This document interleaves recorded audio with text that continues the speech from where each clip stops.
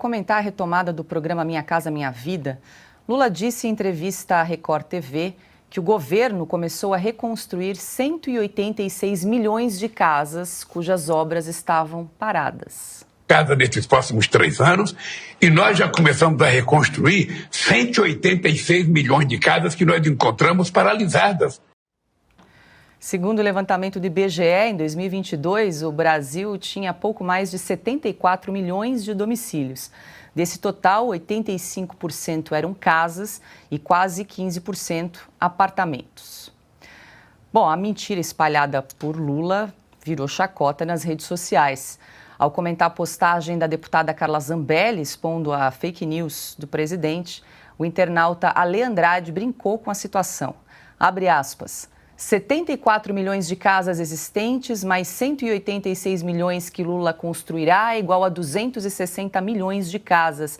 Ou seja, terá mais casas do que habitantes no Brasil. Este presidente é o bichão mesmo. O cara é top. Fecha aspas. Alexandre Garcia, me ajuda aqui na matemática, que está complicado de entender. 260 milhões, essa conta que o presidente Lula chegou, isso que o censo agora trouxe, que somos aí 203 milhões de habitantes. Não estou entendendo esse cálculo, Alexandre. Não se assustem que eu vou falar do 14 de julho agora na França, onde está proibido soltar fogo de artifício. Devem estar aplaudindo, sabe por quê? Porque Lula contou para os blogueiros que estavam lá numa reunião e aplaudiram que ele mentia sobre números na França e os franceses aplaudiam.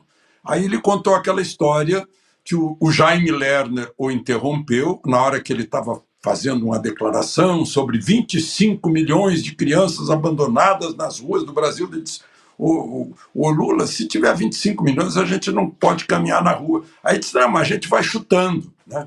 Então, ele está acostumado a fazer isso. 186 milhões de casas ou 25 milhões de crianças abandonadas, ele está acostumado a fazer isso, né? É a natureza dele. E nós temos esse vídeo, Alexandre, porque aqui em Oeste Sem Filtro a internet não perdoa, nós estamos sempre atentos. Vamos exibir esse vídeo. Eu cansei de viajar o mundo falando mal do Brasil, gente. Era bonito a gente viajar o mundo e falar, no Brasil tem 30 milhões de crianças de rua, no Brasil tem 30 milhões... A gente nem sabia, tem não sei quantos milhões de abortos, era tudo clandestino, mas a gente ia citando números, sabe? Se o cara perguntasse a fonte, a gente não tinha, mas a gente ia citando números. Eu não esqueço nunca, eu estava debatendo, o Roberto Marinho e o Jaime Lerner em Paris. Mas eu estava dizendo, porque no Brasil tem 25 milhões de crianças de rua. Eu era aplaudido calorosamente pelos franceses. Quando eu terminei de falar, o Jaime Lerner falou assim para mim, ô Lula, não pode ter 25 milhões de crianças de rua, Lula. Porque senão a gente não conseguiria andar nas ruas, Lula. É muita gente. Ana, e a gente ia citando números. Ele fez escola aqui no Brasil, porque a ministra do Meio Ambiente, Marina Silva, falou dos 120 milhões de pessoas que passam fome no Brasil. 122 milhões de famintos, né? Depois eles ajustaram a conta. A imprensa aí de consórcio disse que a fala foi tirada, não estava no contexto correto e diminuiu para 33 milhões. E aí a CNBB, né, infelizmente, um braço comunista dentro da minha igreja católica, mas ainda bem, graças a Deus, que a CNBB não representa oficialmente os católicos no Brasil, né? Não custa nada a gente repetir isso, eles não têm absolutamente nenhuma posição hierárquica em relação ao Vaticano. Aí a CNBB usou esse número de 33 milhões na campanha da fraternidade. Lembrando também, Paula, que o Lula já levou 2 checagens aí do próprio Twitter, agora o Twitter livre de viés ideológico do Elon Musk, ele que já foi ao Twitter 2 vezes distorcer o que ele tinha falado, não, mas eu não falei isso, principalmente sobre a guerra na Ucrânia e na Rússia, e o Twitter lá, os usuários checaram e colocaram lá, não, o senhor disse sim, está aqui o link da revista Time, a data de quando o senhor disse que a guerra na Ucrânia também era por certa parte, culpa da Ucrânia também. É isso, não tem jeito. E aí, ao contrário do que eles gostam de propagar, Paula, não, é mentira, tem que derrubar, é mentira, tem que apagar, tem que derrubar a rede social. Aqui não. Aqui a gente gosta e aplica a liberdade de todos, inclusive de falar essas mentiras e que elas fiquem todas registradas, seja na internet aí que não perdoa ou no Twitter.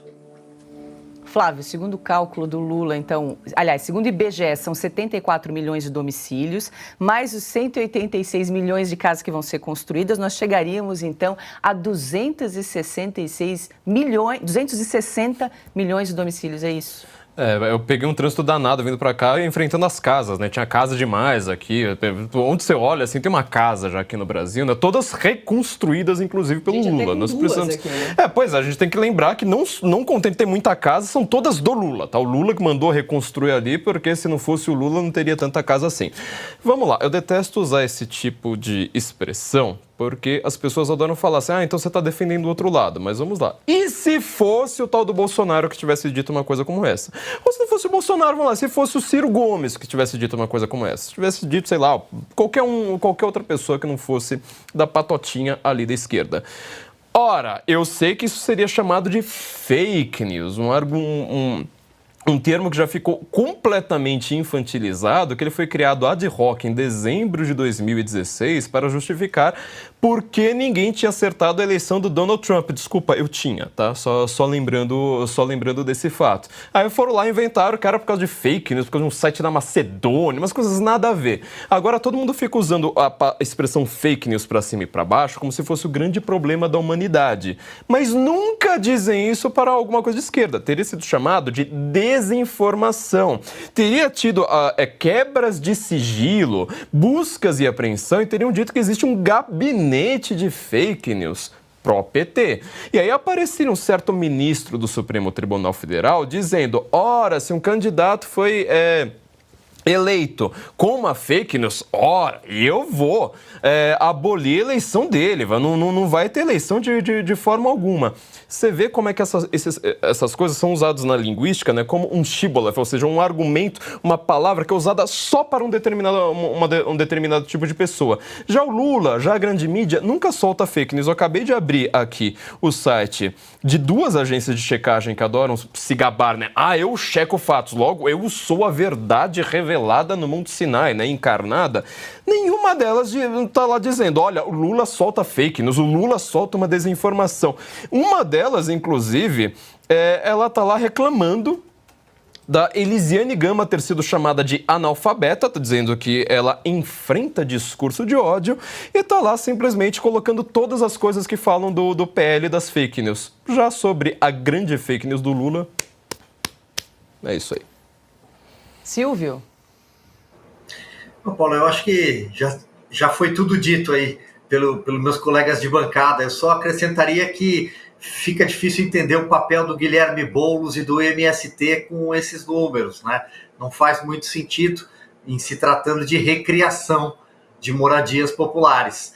Paula, um brevíssimo complemento ao que o Flávio acabou de dizer, a diferença do tratamento da polícia, da imprensa, que são essas agências de checagem, e também do tal auto-intitulado consórcio da mídia. A diferença de abordagem.